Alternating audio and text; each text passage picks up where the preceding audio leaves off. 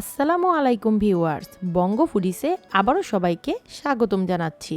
আজ এই আমের সিজনের নতুন আরও একটি রেসিপি নিয়ে সবার সামনে হাজির হয়েছি। আজকের রেসিপিটি হচ্ছে কোনো প্রকার রোদে দেওয়ার ঝামেলা ছাড়াই ইনস্ট্যান্ট কিভাবে আমের আচার বানিয়ে নিতে পারবেন আর বছর জুড়ে সংরক্ষণ করে খেতে পারবেন। তাই ভিডিওটি না টেনে সম্পূর্ণ দেখার অনুরোধ রইল। আপনার যদি আমার চ্যানেলটি সাবস্ক্রাইব করা না থাকে তাহলে চ্যানেলটি সাবস্ক্রাইব করার অনুরোধ রইল। অলরেডি সাবস্ক্রাইব করে থাকলে থ্যাংক ইউ সো মাচ। চলুন দেখে নিই এখন সম্পূর্ণ রেসিপিটি। এখানে আমি 1 কেজি পরিমাণ 3টি বড় আম নিয়ে নিয়েছি। আপনারা যে কোনো সাইজের আমটি নিয়ে নিতে পারেন।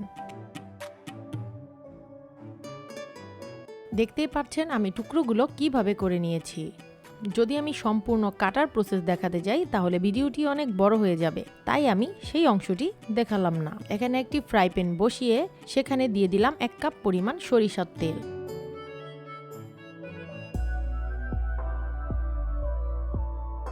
তেলটা যখন সামান্য একটু গরম হয়ে আসলো তখন এতে দিয়ে দিলাম 2 টেবিল চামচ পরিমাণ আদা রসুন বাটা। তার মানে 1 চামচ আদা বাটা আর 1 চামচ রসুন বাটা। এখন চামচের সাহায্যে ভালো করে নেড়ে চেড়ে নিব।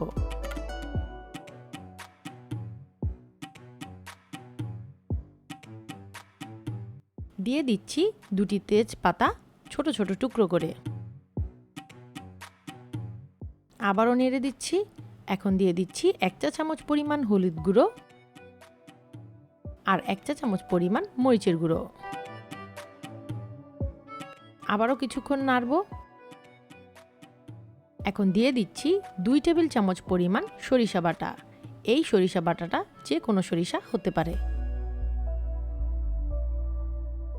এভাবে কিছুক্ষণ নাড়ার পর দিয়ে দিচ্ছি 2 টেবিল চামচ পরিমাণ 5 ফোড়নের গুঁড়ো। এই 5 ফোড়নটা আমি বাসায় সামান্য তেলে গুঁড়ো করে নিয়েছি। এখন দিয়ে দিচ্ছি কেটে নেওয়া আমগুলো। দেখতেই পাচ্ছেন আমগুলো আমি খোসা সহ টুকরো করে নিয়েছি। সবগুলো আম এখানে দিয়ে দিব।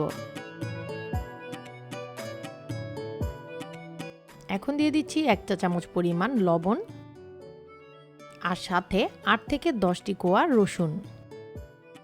এখন আবারও চামচের সাহায্যে কিছুক্ষণ নেড়ে চেড়ে দিব যাতে মশলাগুলো আমের গায়ে লেগে যায়। এভাবে 4-5 মিনিট নাড়ার পর মশলাগুলো আমের সাথে মিশে গেছে এবং আমের কালারটাও অনেকটা চেঞ্জ হয়ে গেছে। এই অবস্থায় আমের মধ্যে মশলার সুন্দর একটা ঘ্রাণ চলে আসে।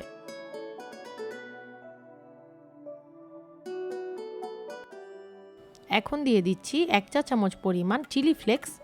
এটা আমি শুকনো মরিচ তেলে গুঁড়ো করে নিয়েছি আর 1/2 চা চামচ পরিমাণ দারুচিনির গুঁড়ো।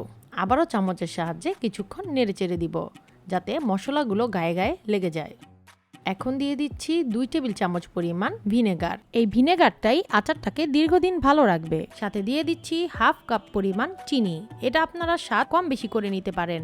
যেহেতু আচারটা টক ঝাল মিষ্টি করছি তাই বেশি পরিমাণে চিনি আমি এখানে দেইনি। এটা সামান্য কিছুটা ঝাল, সামান্য কিছুটা টক এবং সামান্য কিছুটা মিষ্টি থাকবে। আমি কিন্তু আচারটাকে একবারও ঢাকা দিয়ে ঢাকিনি।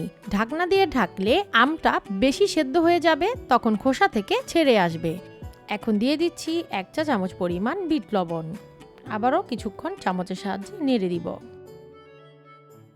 5 থেকে 7টি কাঁচামরিচ এখানে দিয়ে দিচ্ছি। এটা অপশনাল। যেহেতু খিচুড়ি বা পোলার সাথে এটা খেতে খুবই মজাদার, তখন কাঁচামরিচটা দিলে এখানে সুন্দর একটি ফ্লেভার আসে এবং এই কাঁচামরিচটা ভেঙেও খাওয়া যায়। দেখতেই পাচ্ছেন আমার আচারটা কতটা সুন্দর হয়ে গেছে। তাই রোদে দেওয়ার ঝামেলা ছাড়াই কম সময়ে কিভাবে ইনস্ট্যান্ট তৈরি করে নিতে পারেন এই আমের আচারের রেসিপিটি। তাই দেরি না করে আজই বাসায় তৈরি করে ফেলুন এবং আমাকে কমেন্ট বক্সে জানান। আর নতুন নতুন ভিডিও পেতে আমাকে অবশ্যই কমেন্ট বক্সে জানাবেন। আমি চেষ্টা করব আপনাদের নতুন রেসিপি উপহার দিতে।